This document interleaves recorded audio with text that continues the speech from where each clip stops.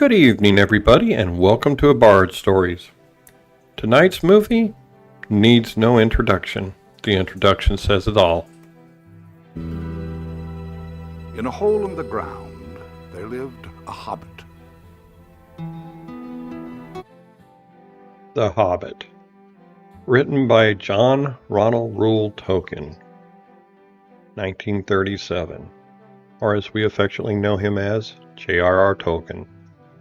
By now you certainly know this is not the adaptation made by Peter Jackson.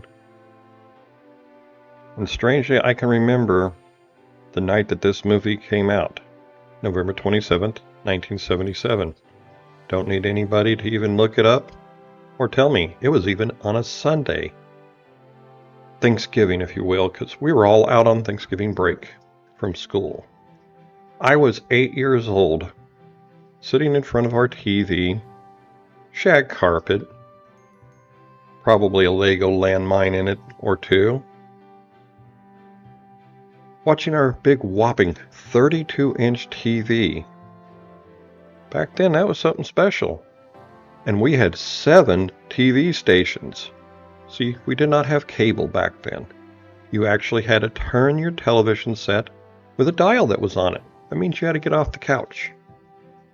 I don't even think microwave were around at the time.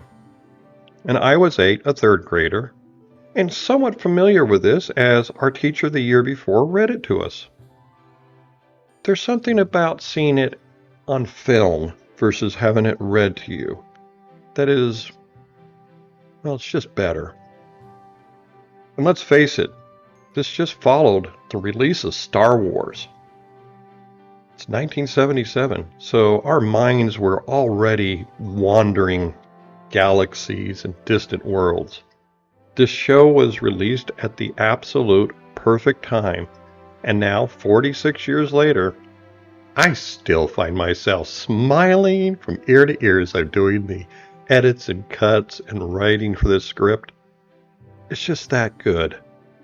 It really, truly is.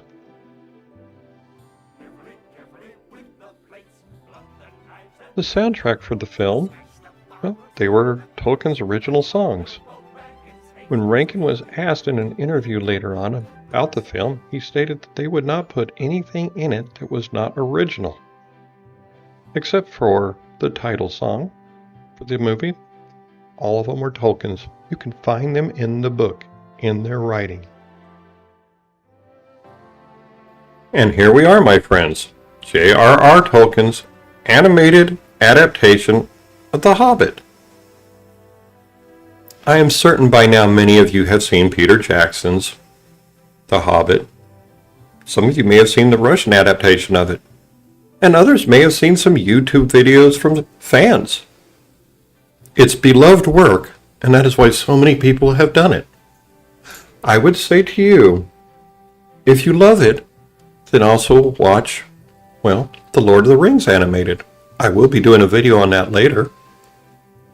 And pick up the books. Read The Hobbit. Read The Lord of the Rings. Then read The Silmarillion. And all of Tolkien's other works. There is so much of it. But now, I'd like to discuss, well, my first childhood dragon, and still my favorite. As a child, my earliest dragon was Smaug. To this day, of all the dragons I have seen, and so many of them were beautiful, CGI, stop animation, all the different styles, Smaug is still my favorite. You cannot replace that first childhood memory. And the great fire drake, he had his weakness, but he was still Smaug.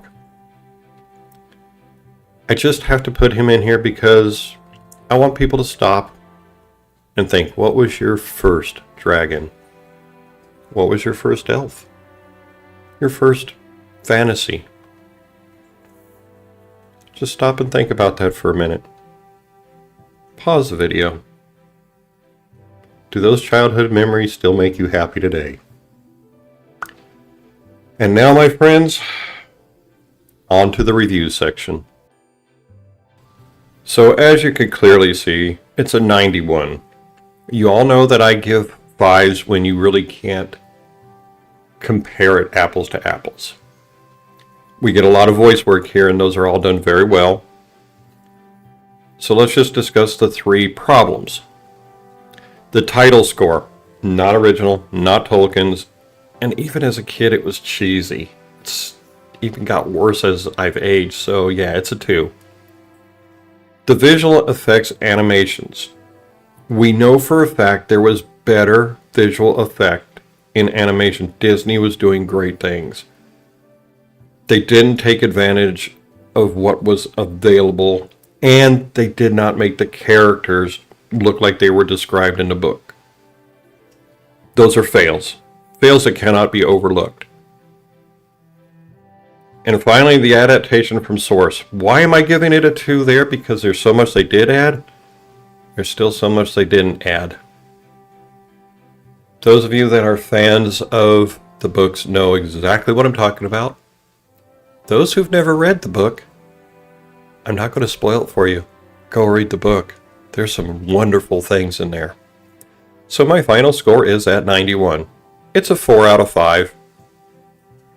It is not something that I just watch all the time, but once a year, Thanksgiving, I try to. So until the next video, I hope you all have a very wonderful evening or day wherever it is you may be. And pick up a book.